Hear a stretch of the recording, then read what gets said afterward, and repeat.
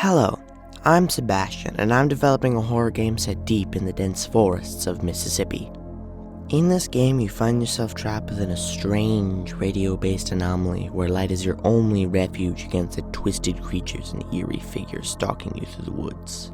Your goal? To find a way out of the anomaly while managing your dwindling light supply and navigating the terrors around you.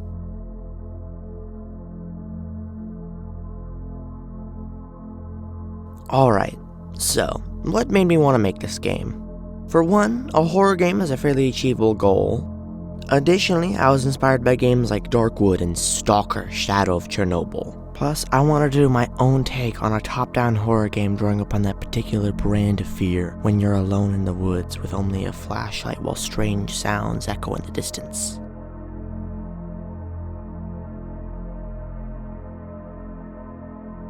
Okay, so let's talk about the monsters, entities or whatever. Ignoring the temporary models, I've gotten a lot of the functionality in. Everything from territorial entities and mostly harmless eyes in the dark, to a stalking monstrosity bent on consuming you.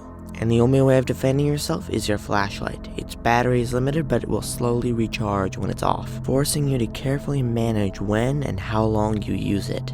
The light is strong enough to deter most entities, but running out of power at the wrong time can be fatal. In an emergency, you can ignite a road flare, a much more intense and longer-lasting light source than the flashlight. Road flares can be a lifesaver when surrounded or when your flashlight's battery is completely drained. But they're scarce and must be used strategically since they're one of your only ways to break free from an ambush.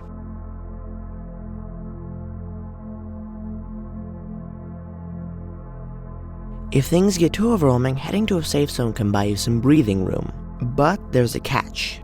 You'll need to gather fuels for the generators in order to keep the safe zone's lights running. These safe zones are vital during the game's most intense moments, like the brutal storms.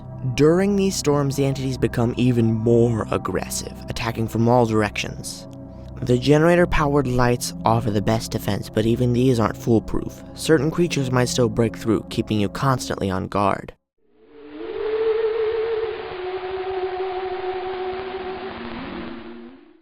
One of the key tools in the game is your radio. It's crucial for locating points of interest, as it emits a beeping noise when you're near something valuable. 60 seconds before a storm, you'll also hear an EAS, Emergency Alert System, warning, which lets you prepare. However, the radio also picks up useless, distracting signals that can mask more critical sounds around you. Overusing the radio could also attract some of the more dangerous creatures, so it's a risky tool.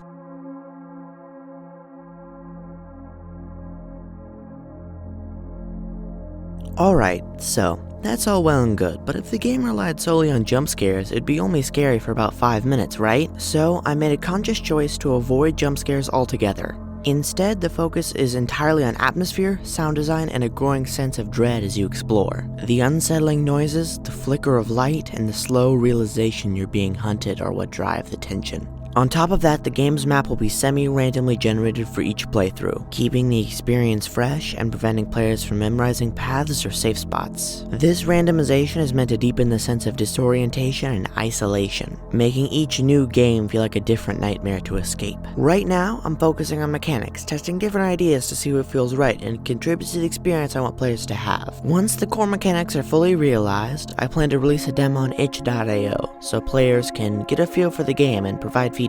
And just as a heads up, everything you're seeing in this video, visuals, sounds, and even the placeholder title, Escape the Forest, are all temporary assets. This is just an early look, and things will keep evolving from here, so let me know what you think in the comments below, and don't forget to subscribe if you're interested in following the game's development journey. I'll be sharing future updates and hopefully be hearing your thoughts along the way.